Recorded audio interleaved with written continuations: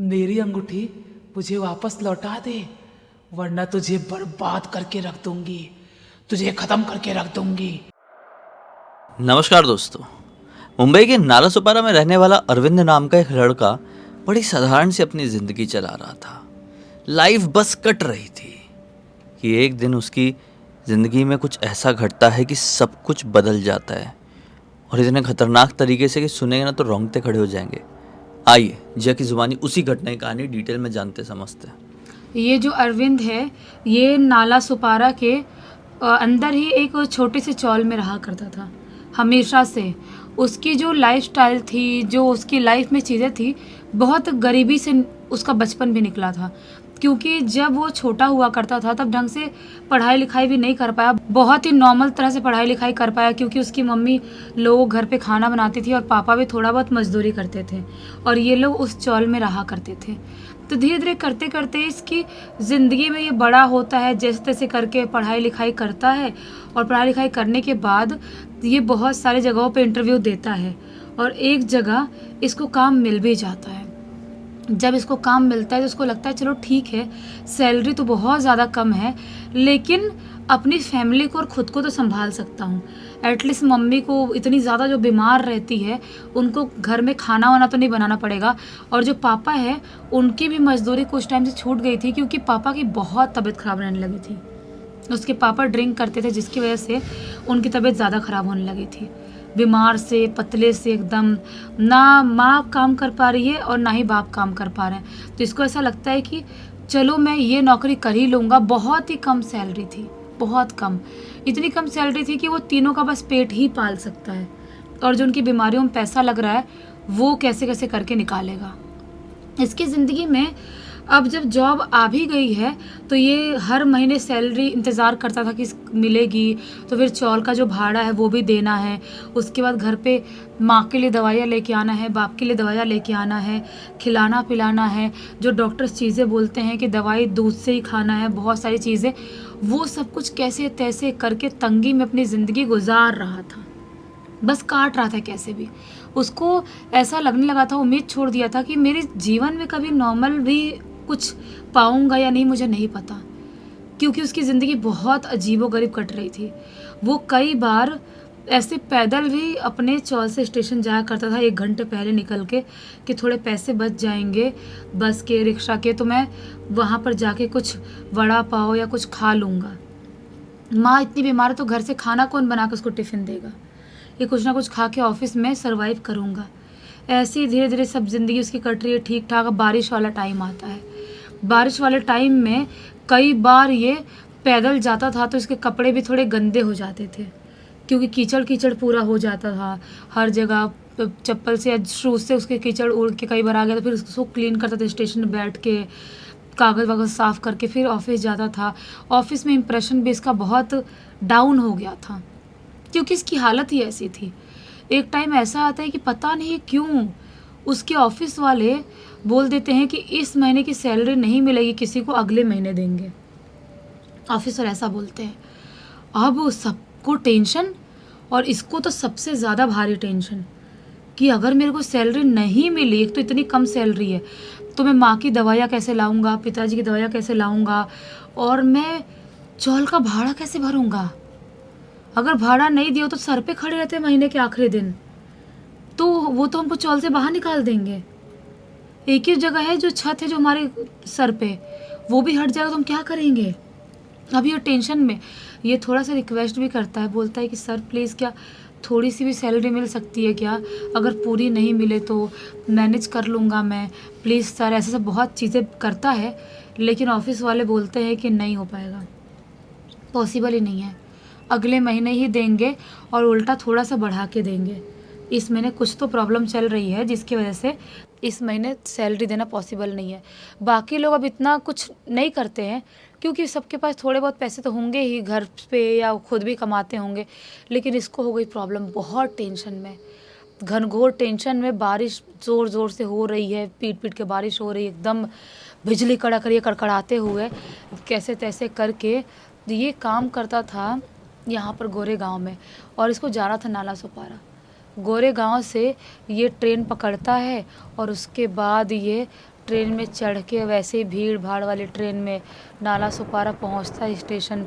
Station पहुंच के थोड़ी देर स्टेशन में बैठता है, रोना आ रहा है, बैठ के रोता भी है और कोसता है भगवान को, बहुत कोसता है। बोलता है मैंने ऐसा क्या कर दिया हूँ, ऐसी कौन सी मेरी पाप हो गई जो मेरे जीवन को इतना तंगे में डाल दिए हो। थोड़ी तो ज़िंदगी को मेरी नॉर्मल तरह से कटने दो। ना मेरा बचपन अच्छा रहा, ना मेरी जवानी अच्छी है, और मेरा बुढ़ापा कैसा नर्क जैसा होगा मुझे नहीं पता। ऐसे बहुत रो रहा है, सर पे हाथ रख के ऐसे बैठा हुआ है प्लेटफॉर्म पे। फिर सोचता है कि अगर नहीं गया घर तो माँ बाप और टेंशन लेंगे। इतनी ज़ोर ज़ोर से बारिश हो रही है। वो स्टेशन से बाहर निकल रहा होता है, तभी देखता है जेब में तो उतने पैसे है ही नहीं। जो थोड़े से पैसे हैं उसका तो दूध लेना पड़ेगा, क्योंकि पिताजी को तो दूध उससे ही गोली खानी होती है। अब मैं क्या करूँगा? एक काम करता हूँ, मैं रिक्शा नहीं लेता हूँ, बस वैसा कोई ठिकाना नहीं है, मेरे चौल से वैसे थोड़ी पहले ही छोड़ती है, मैं पैदल ही जाता हूँ। अपना छोटा सा छाता निकाला है और स्टेशन से पैदल ही निकल जाता है घर जाने के लिए। अब इतनी ज़ोर ज़ोर से बारिश हो रही है, बिजली कड़क रही है, इसका छाता भी उड़ने जैसा हो जा रहा है। लेकिन क्या करें अब, मजबूरी में कपड़े गीले हो गए हैं, साइड से नीचे से पैंट गीला हो गया है, सब हो गया है। धीरे धीरे करते करते करते स्टेशन वाले एरिया से बाहर निकला, गली कोचे वाले एरिया में गया। वहाँ से अब एक गली बची थी जिससे वो अपने चौल वाले गली में घुस जाता। एक ही गली बची, मतलब कुछ मीटर ही बचा था। अभी उस रोड से जा ही रहा होता है, तभी उसे कुछ चमकता हुआ दिखाई देता है रोड के एक साइड में। वो खड़े हो जाता है, क्या चमक रहा है ये? एक काला सा कपड़ा टाइप था जिसके ऊपर कुछ चमक रहा था, और कपड़ा भी थोड़ा लपेटा हुआ सा लग रहा था। ये सोचता है कि ये क्या है, जाके देखता हूँ भला इस तरह से क्या चमक रहा है। थोड़ा नज़दीक जाता है, क्यूरियोसिटी के साथ ऐसे थोड़ा देखता है, अभी टच नहीं कर रहा है, ऐसे ध्यान से देखता है, फ्लैश लाइट चालू करता है मोबाइल का, और जब ध्यान से देखता है तो क्या पाता है, ये तो अंगूठी है, सोने की अंगूठी होगी, इस तरह से चमक रही है। वो अंगूठी ऐसे हाथ में उठाता है, इतनी बड़ी अंगूठी थी वो, भारी सी एकदम वजनदार। वो अंगूठी उठाता है, सोचता है अरे ये अंगूठी किसकी गिरी होगी। फिर उसको रियलाइज़ होता है कि नहीं, ये जो काला सा कपड़ा दिख रहा है इसके नीचे पोटली टाइप कुछ समझ में आ रही है। वो कपड़ा हटाता है काला सा और देखता है तो इतनी बड़ी पोटली थी। वो छाता रख के वहीं पर पोटली खोलता है तो उसके अंदर इतने मोटे मोटे पैसे की गड्डी थी, इतनी मोटी मोटी गड्डी। वो हड़बड़ाते हुए पैसे देखता है, उठा लेता है, उठा के फटाक से बैग में डाल लेता है, एकदम टेंशन में कि पैसे कहाँ से आ गए। पैसे, इतनी मोटी मोटी गड्डी, मेरे जीवन में इतनी मोटी गड्डी कभी देखा नहीं हो। एकदम टेंशन में आके पैसे उठाया और उसमें डाल लिया अपने बैग में, और जो अंगूठी है उसको वो बैग में डाल लेता है, उसको भी बैग में डाल लेता है। तो और वहीं पर खड़े होकर छाता लगा के सोचने लगता है। अभी भी ज़ोर ज़ोर से बारिश हो रही है, बिजली कड़क रही है, उसका दिमाग सुन हो चुका है। वो सोचता है कि क्या मैं पैसे और अंगूठी लेके पुलिस स्टेशन जाऊं, किसी का होगा, क्या पुलिस को दे दूं। फिर उसके दिमाग में सेकंड थॉट आता है कि नहीं, मुझे तो बहुत ज़्यादा ज़रूरत है पैसे की, अगर मैं पुलिस को दे दूंगा तो हमारी तो खाने पीने के लाने पड़े, पूरी तंगी पड़ी हुई है, और चौल वाला मालिक नहीं समझेगा, पैसे तो चाहिए कहीं से, कहीं ना कहीं से भीख मांग के कर्जा करके देना ही पड़ेगा। नहीं, मैं पैसे नहीं दे सकता। उसके मन में आता है लालच, गरीबी इंसान को कुछ भी करा सकता है। उसको लालच आता है और वो बिना कुछ सोचे समझे खुश होके अपना घर की तरफ निकल जाता है। घर पे आता है, माँ ने जैसे से करके थोड़ा बहुत चावल दाल बनाई थी वो खाता है, और दूध लेके आया था पापा के लिए देता है, दवाई खाते हैं, और उसके बाद सब लोग सोने चले जाते हैं। इसको बहुत ज़्यादा क्यूरियोसिटी थी कि पैसे गिनता हूँ, चेक करता हूँ। जब सब घर वाले सब सो जाते हैं, चौल में एक ही कमरा तो होता है छोटा सा, तो उससे जब सब सो गए तो अपना बैग खोलता है और बैग खोल के पैसे निकालता है। सबसे पहले पैसे लगभग 27,000 रुपये थे। 27,000 देख के उसके धक धक धक धक धक धक, और इतना खुश होता है, इतना खुश होता है कि नहीं देंगे पैसे ऑफिस वाले तो भी कोई फ़र्क नहीं पड़ता है, मैं अपनी माँ के लिए कुछ भी खरीद सकता हूँ, रेंट दे सकता हूँ, अच्छा खाना खिला सकता हूँ, फ्रूट्स ला सकता हूँ माँ बाप के लिए। मुझे टेंशन नहीं है, एकदम खुश हो जाता है और पैसे छुपा के रख देता है और अंगूठी देखता है। जब अंगूठी रोशनी में ध्यान से देखता है तो बहुत भारी अंगूठी थी, लेकिन अजीब सी दिखाई दे रही थी। उसके ऊपर एक अजीब सा डिज़ाइन बना हुआ था, जो डिज़ाइन में ऐसा सींग टाइप था, कोई तो जानवर है, जानवर का सींग है और कुछ तो डिज़ाइन बना हुआ है। वो देखता है, अंगूठी अच्छी खासी मोटी दिख रही है और देख क्लियर समझ में आ रहा है सोना के अलावा तो कुछ हो ही नहीं सकता। रगड़ के भी थोड़ा चेक करता है पत्थर उत्थर पे, बिल्कुल कुछ नहीं उड़ रहा है, कलर भी नहीं उड़ रहा है। उसको लगता है कि यार सोना ही है, मैं इसको बेच दूंगा जल्दी ही सुनार के पास और अपनी माँ के लिए कुछ सुंदर सा अच्छा सा बना दूंगा। माँ ने कभी कुछ सोने का पहनी नहीं है ऐसा ढंग से। ऐसा खुश होता है और अपने हाथ में अपने उंगलियों में अंगूठी डाल के पहन लेता है। पहन लिया। उसको लगता है कि मेरी ज़िंदगी बहुत सुंदर, बहुत सुकून, बहुत अच्छी होने वाली है। उसको नहीं पता कि मेरी ज़िंदगी कैसे कटने वाली है। ये सुबह का टाइम होता है, ऑफिस जाता है एकदम खुश होके, ऑफिस गया, बाहर से मस्त कुछ खाया पेट भर के, और शाम तक पता चलता है ऑफिस छूटते छूटते कि सैलरी दे रहे हैं, ऊपर से थोड़ा बढ़ा के दे रहे हैं। ये तो खुश कि सैलरी भी मिल गई। अब मस्त खुश होकर घर पे आता है, घर वालों को बताता है, उनके लिए भी खाने पीने की चीज़ें लेके बाहर से खाना लेके आया था, बोल दिया था बाहर से खाना लेके आऊँगा। मस्त खाए पिए और सोने सब चले गए। लगभग रात के 3 सवा 3 बजे का टाइम हो रहा होगा। अचानक से जो अपना अरविंद है उसको ऐसा सुनाई देता है कि कोई तो मेरे इर्द गिर्द पैर घसीट घसीट के चल रहा है। एक कोने में सोता था ना वो, और दूसरे कोने माँ बाप सोते थे उसी कमरे में। कोई पैर घसीट घसीट चल रहा है। वो अचानक से आँख खोलता है तो क्या देखता है, एक बूढ़ी सी औरत है जो उसके सामने खड़ी है और उसको देख के ज़ोर ज़ोर से स्माइल कर रही है। उसकी लंबी चमकती हुई दांत दिखाई दे रही है और बहुत ही स्केल्टन टाइप की पतली है वो, और लंबे से बाल हैं उसके, और उसको देख के स्माइल करते हुए बोल रही है, तू मेरी चीज मुझे लौटा दे। जैसे ये सुनता है जोर से चीख देता है, और चीखता है जैसे ही अचानक से उसके नज़रों के सामने से गायब हो जाती है। उसके बाद से डेली वो बूढ़ी औरत इसको कभी ऑफिस से आ रहा है तो रास्ते में दिखाई दे रही है, कभी चौल में, जो जिस चौल में रहता है उसके विंडो की तरफ खड़ी हुई दिखाई दे रही है, और कभी रात के 3:15 बजे करीब इसके सीने पे बैठी हुई दिखाई दे रही है। बोल रही है, मेरी अंगूठी मुझे वापस लौटा दे, वरना तुझे बर्बाद करके रख दूंगी, तुझे खत्म करके रख दूंगी। ऐसा ऐसा बोल रही है। तो ये बहुत परेशान रहने लगा। इसको समझ में नहीं आ रहा कि ये क्या हो रहा है, मेरे साथ क्यों हो रहा है ऐसा। एक दिन ऐसी ऑफिस में दोपहर के टाइम में काम कर रहा था, जिस कंप्यूटर में काम कर रहा था, उसके अचानक से ब्लैंक स्क्रीन होती है। वो क्या देखता है कि ब्लैंक स्क्रीन में, जो ब्लैक स्क्रीन है, उसमें वही बूढ़ी औरत उसके पीछे खड़ी हुई दिखाई दे रही है ऑफिस में भी। और जैसे ही वो पीछे मुड़ के देखता है, पीछे नहीं थी। अब वो बूढ़ी औरत उसके ऑफिस में भी दिखाई देने लगी। एक दिन ऐसे ही रात के टाइम में सो रहा था, आधी रात में उसकी माँ के ज़ोर से चीखने की आवाज़ सुनाई देती है। जब उठता है हड़बड़ाते हुए, क्या हुआ क्या हुआ क्या हुआ, मम्मी मम्मी क्या हुआ। मम्मी के पास जाता है, और जैसे ही मम्मी के पास जाता है, मम्मी ऐसे कांप रही थी। लाइट वाइट ऑन करता है, बोलता है क्या क्या हुआ।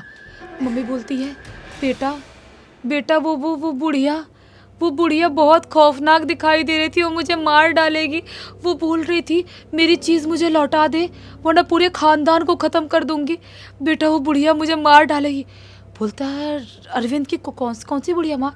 बोलती है कि मुझे नहीं पता, वो उसके दांत बहुत लंबे थे, चमक रहे थे, वो बहुत पतली थी, उसके बाल बहुत लंबे थे और बहुत घिनौनी शक्ल की दिखाई दे रही थी, बहुत बूढ़ी सी अजीब सी। वो मेरे सीने पे बैठी हुई थी, मेरा गला दबा रही थी। बेटा मुझे नहीं पता वो बुढ़िया कहाँ गई। बोलता है अरविंद की माँ कुछ नहीं, बुरा सपना देखा होगा, सो जाओ इतना चिंता मत करो। माँ को कैसे सुलाता है, और जैसी माँ सो गई, थोड़े टाइम बाद ये भी सो ही गया। अचानक से इसके विंडो की तरफ से किसी के रोने की आवाज़ सुनाई देती है, और जैसे ही रोने की आवाज़ सुनाई देती है, ये उठता है, आँख खुलती है और विंडो की तरफ देखता है। वही बुढ़िया उसके विंडो के बाहर खड़ी थी और ज़ोर ज़ोर से चिल्लाते हुए बोल रही है, बिजली कड़क रही है, बारिश हो रही है, चिल्लाते हुए बोल रही है कि मेरी अंगूठी मुझे वापस लौटा दे, वरना तुझे ज़िंदा नहीं छोड़ूंगी। ये बहुत तेज़ घबराता है और घबरा के उठ के बैठ जाता है। पूरी रात उसको नींद नहीं आती है। दूसरा दिन संडे का दिन होने वाला था। पूरी रात बैठे बैठे निकाल दिया। अब अपने दिमाग में सोच लेता है कि वो अंगूठी मैं बेच दूंगा, अपने पास नहीं रखूंगा। रात में भी अंगूठी को बहुत निकालने की कोशिश करता है, लेकिन जितना खोलने की निकालने की कोशिश कर रहा है, वो अंगूठी उसको उतनी टाइट महसूस हो रही है। उसकी उंगली से खून निकल गए, लेकिन अंगूठी नहीं निकली। एकदम टाइट हो रही है अंगूठी। जब पहना तो हम लूज पूछ थी थोड़ी। समझ में नहीं आ रहा क्या हो रहा है मेरे साथ। दूसरे दिन सुबह संडे का दिन था। माँ बाप को बोलता है कि मैं बाहर से आ रहा हूँ मार्केट से।